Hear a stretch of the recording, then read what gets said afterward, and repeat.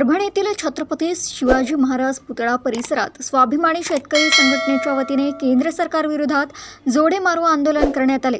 दिल्लीतील विद्यार्थी आणि शेतकरी आंदोलनावर झालेल्या पोलीस कारवाईचा निषेध करत कार्यकर्त्यांनी घोषणाबाजी केली आणि केंद्र सरकारच्या प्रतिकात्मक पुतळ्याला जोडे मारून संताप व्यक्त केला।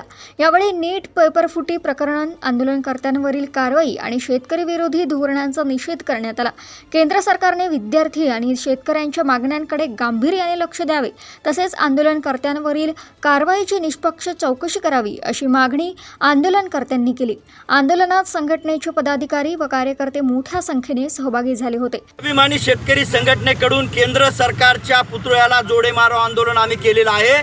20 तारखेला नीट परीक्षेचा पेपर फुटल्यामुळे जे विद्यार्थ्यांचा शांततेमध्ये मोर्चा होता, त्या मोर्चाला काठ्या, लाठ्या आणि गोळीबार, अश्रू नळकांड्या हे केंद्र सरकारनं केलेलं आहे। नरेंद्र मोदी दुसऱ्या देशात जातात तेव्हा तिथल्या महिलांना मेलेडी चॉकलेट देतात, इथल्या विद्यार्थ्यांना न्याय मागताना विद्यार्थी रस्त्यावर उतरतात, त्यांना मात्र सटके देतात आणि गोळ्या चढवतात। याचा निषेध म्हणून काल राजू शेट्टी आणि महादेव जानकर आणि देशातल्या इतर 151 संघटना यांनी अमेरिकेसोबत होत असलेल्या शेतीमालाच्या कराराला विरोध म्हणून किसान घाटवर दिल्ली येथे जमून आंदोलन करणार होते। त्यांना देखील या आंदोलनामध्ये पोलिसांच्या मध्यस्थीनं ताब्यात घेण्यात आलं आणि वेगवेगळ्या पोलीस स्टेशनमध्ये डांबून ठेवण्यात आलं।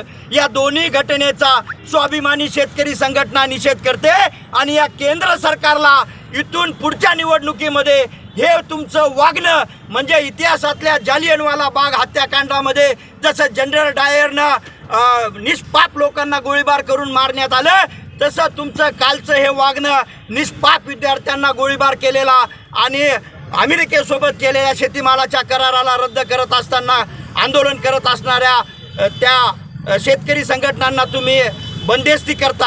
हे सगळं तुमचं वागणं जनरल डायर सारखं या हिंदुस्थानाच्या इतिहासामध्ये कोरल्या जाणार आहे आणि पुढच्या 29च्या निवडणुकीमध्ये शेतकऱ्याची पोरं आणि विद्यार्थी तुमच्या बुडावर लात मारून तुम्हाला घरी नाही पाठवलं तर हे याद राखा। एवढं या प्रसंगी तुम्हाला सांग। देशोन्नतीसाठी नजीब सिद्दीकी यांची रिपोर्ट।